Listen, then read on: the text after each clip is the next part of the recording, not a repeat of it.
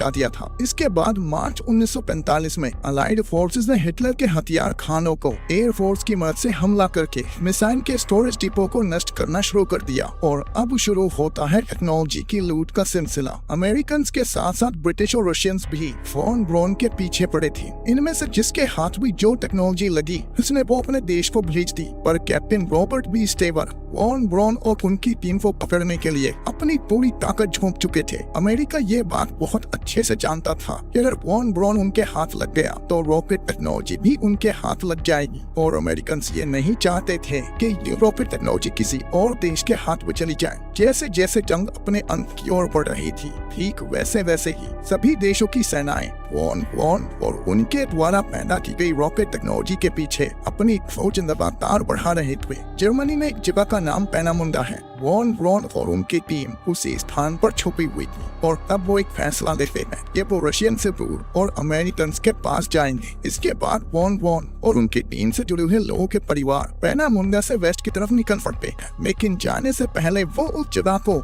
जिस जगह वो रह रहे थे बॉम्ब से उड़ाकर वहाँ पर अपनी मौजूदगी के हर सबूत को मिटा देते। अब ये सभी लोग जर्मनी में काफी अंदर नोर्डहाउजन पहुँचते हैं, लेकिन रॉबर्ट स्टेवर फॉन ब्राउन के नजदीक पहुँच गया था। जब रॉबर्ट स्टेवर मैन्युफैक्चरिंग प्लांट के नजदीक पहुँचते हैं तो उनके हाथ खजाना लग जाता। रॉबर्ट स्टेबर को वीबन मिसाइल से जुड़े हुए तलपुर्जों का बहुत बड़ा भंडार हाथ लग जाता है। इसके साथ साथ रॉकेट फ्यूल टैंक और रॉकेट इंजन के कंबस्टन चेंबर भी हाथ लगते हैं। इसके बाद स्टेबर के आदेश पर उस जगह से जितना सामान वो ले जा सकते थे ट्रकों की मदद से पानी के जहाजों पर लोड करके अमेरिका भेज दिया जाता है। अब यहाँ पर वॉन ब्राउन एक जुआ खेलता है। वॉन ब्राउन टेक्निकल ड्राइंग्स और क्रिटिकल टेक्नोलॉजी को एक अंडरग्राउंड माइन में छुपा देता है, ताकि जब वो अमेरिकन के द्वारा पकड़ा जाए तो अपनी जिंदगी के बदले में वो अमेरिकन को कुछ ऑफर कर सके। 2 मई 1945 को वॉन ब्राउन अमेरिकन सेना के सामने आत्मसमर्पण कर देता है। वॉन ब्राउन अमेरिकन के सामने शर्त रखता है कि उसके ऊपर वॉर क्रिमिनल होने का मुकदमा नहीं चलाया जाएगा, उसे पूरी सुरक्षा दी जाएगी और इसके बदले में वो अमेरिका को रॉकेट टेक्नोलॉजी ट्रांसफर करेगा और उनके लिए काम ही करेगा। अब जैसे ही ये खबर रशियन लीडर जोसेफ स्टालिन को मिलती है, वो आग बबूला हो जाते हैं। स्टालिन कहते हैं, हमने नाजीज को हराया, हमने बर्लिन और पेनामुंडा को कैप्चर किया और अमेरिकन रॉकेट इंजीनियर को ले उड़े। अमेरिकन कभी भी नाजीज को हराने के लिए जर्मनी नहीं आए थे,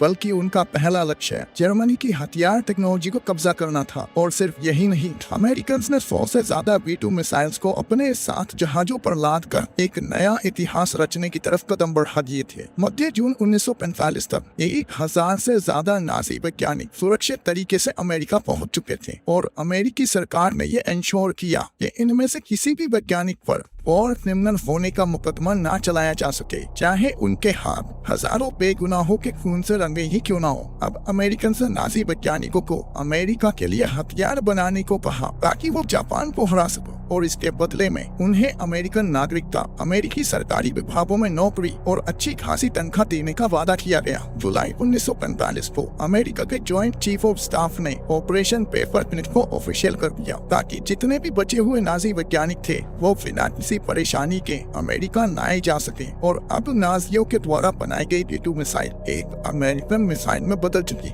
इसके बाद हर नाजी वैज्ञानिक को किसी न किसी मिलिट्री प्रोजेक्ट में शामिल किया गया। अमेरिकन मिलिट्री का अब कोई ऐसा प्रोजेक्ट था ही नहीं जिसमें नाजी वैज्ञानिक काम नहीं कर रहे थे, चाहे वो बायोलॉजिकल वेपन हो या फाइटर प्लेन से जुड़ी टेक्नोलॉजी या स्पेस से जुड़ा हो विज्ञान। हर जगह नाजी वैज्ञानिक अमेरिकन के लिए काम कर रहे थे। नाजी वैज्ञानिकों के अमेरिकन मिलिट्री में काम करते ही अमेरिका में नए नए हथियारों का उदय होने लगा, जिसमें rocket, missile, anti ship missile से लेकर स्पेस टेक्नोलॉजी से जुड़े हुए क्रिटिकल कंपोनेंट भी बनाई जाने लगी। फरवरी 1946 तक V2 मिसाइल पर काम करने वाला आखिरी वैज्ञानिक भी अमेरिका पहुंच चुका था, लेकिन क्योंकि अमेरिका एक डेमोक्रेसी है तो अमेरिकी सरकार के लिए नाजी वैज्ञानिकों पर काम करना बहुत सारे ह्यूमन राइट एक्टिविस्ट की आंखों में खटक रहा था। और इससे जुड़ी पहली खबर 1946 में एक लोकल न्यूज़पेपर में छपती है, जिसे अमेरिकी सरकार दबा देती है। इसके बाद इसी मुद्दे से जुड़ी हुई दूसरी खबर 1947 में छपती है और अब इस खबर की गूंज पूरे अमेरिका में सुनाई दे रही थी। अब ऐसी खबरों के मार्केट में आने से अमेरिकन पॉलिटिशियंस पर दबाव बढ़ने लगता है। इसके बाद अमेरिकन डिफेंस फोर्सेस नाजी वैज्ञानिकों के फेवर में एक पीआर कैंपेन चलाती है। पीआर का मतलब नाजी वैज्ञानिकों की छवि सुधारने के लिए एक अभियान। और इसके बाद कुछ ऐसा होता है जिसकी वजह से अमेरिकी सरकार पर बन रहा दबाव पूरी तरह से गायब हो जाता है। और ये घटना थी रशिया और अमेरिका के बीच में शुरू होने वाली कोल्ड वॉर, जिसमें उदय होता है रशियन मिसाइल्स का। और अब अमेरिका और वेस्ट की सुरक्षा इन्हीं नाजी वैज्ञानिकों के कंधों पर थी। और इस तरह से अमेरिकी सरकार अपने लोगों को रशिया का डर दिखाकर नाजी वैज्ञानिकों के खिलाफ बन रहे माहौल को शांत कर देती है। 1955 में नाजी वैज्ञानिक वॉन ब्राउन को अमेरिकन नागरिकता दी जाती है और इसके साथ साथ उनकी टीम से जुड़े हुए बाकी वैज्ञानिकों को भी नागरिकता दे दी जाती है। जल्द ही वॉन ब्राउन की टीम अमेरिकन सेना के लिए 2 नए रॉकेट बनाती है, जिसमें एक था नाइकी एजेक्स और दूसरा था एंटी एयरक्राफ्ट रॉकेट। और इसके बाद बनता है रेड स्टोन मिसाइल, जो मिसाइल न्यूक्लियर वेपन को ले जाने में सक्षम थी। और इसके बाद आता है वो दिन जिस घटना ने वॉन ब्राउन को पूरे अमेरिका में सबसे ज्यादा महत्वपूर्ण व्यक्ति बना दिया। 4 अक्टूबर 1957 रशिया स्पेस में स्पुतनिक 1 को लॉन्च कर देता है और रशियंस की ये सफलता अमेरिका के गले की फांस बन चुकी थी, क्योंकि दुनिया के सबसे सर्वश्रेष्ठ वैज्ञानिक उनके पास थे। लेकिन स्पेस के मामले में रशियंस उनसे कोसों आगे निकल चुके थे। अब अमेरिकन ने अपने नाजी वैज्ञानिकों की तरफ दोबारा देखा और जुलाई 29, 1958 में अमेरिका के तब के राष्ट्रपति एइजनहावर नासा की नींव रखते हैं। नासा खड़ा हो चुका था। इसके बाद 1961 में नासा का सैटर्न रॉकेट, जिसके अंदर मर्क्यूरी स्पेसक्राफ्ट था, वो स्पेस में इंसानों को ले जाने के लिए तैयार हो गया। लेकिन 12 अप्रैल 1961 को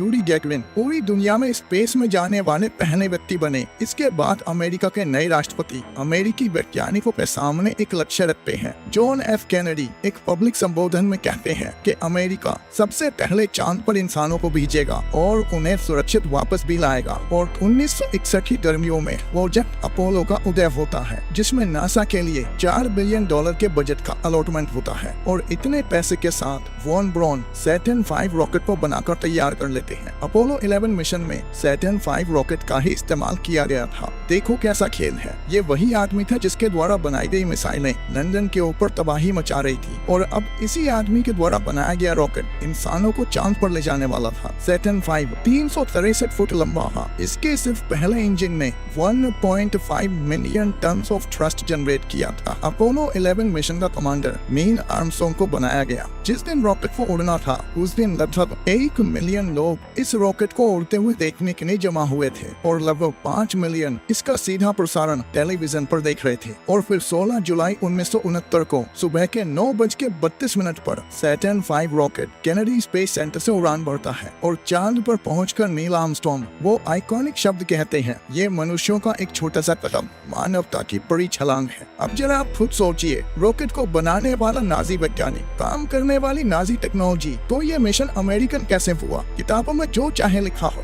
लेकिन असलियत में अमेरिका के इस मिशन के पीछे पूरी ताकत नाजियों की ही थी। इसके बाद 24 जुलाई 1969 को अपोलो 11 के क्रू का पूरी दुनिया में हीरोज की तरह स्वागत किया गया। इसके बाद अमेरिका ने वॉन ब्राउन को उनकी सेवाओं के लिए नेशनल मेडल ऑफ साइंस से नवाजा। एक और कमाल की बात सुनिए, अपोलो 11 मिशन में एस्ट्रोनॉट्स के द्वारा जो स्पेस सूट पहना गया था वो भी एक नाजी वैज्ञानिक ने बनाया था। जितने भी पेपर क्लिप साइंटिस्ट अमेरिका पहुंचे थे, सबका काला इतिहास बुना दिया गया। किसी को कोई परवाह नहीं थी कि उन्होंने कितने लोगों को निर्दयता से मारा था, बल्कि अमेरिका ने किन वैज्ञानिकों को अपने इतिहास में जगह दी और वो सम्मान दिया जिसके हकदार शायद ये मानवता की नजरों में तो नहीं थे। क्योंकि कंसंट्रेशन कैंप में टॉर्चर के जितने भी तरीके हिटलर के द्वारा आजमाए गए वो सब इन्हीं वैज्ञानिकों के द्वारा बनाए गए थे। हथियार से जुड़ी हुई हर टेक्नोलॉजी का इस्तेमाल कंसंट्रेशन कैंप में रहने वाले लोगों पर इन्हीं वैज्ञानिकों ने किया था। लेकिन स्वार्थ के आगे सारी चीजें छोटी हैं। अब इसी समय के दौरान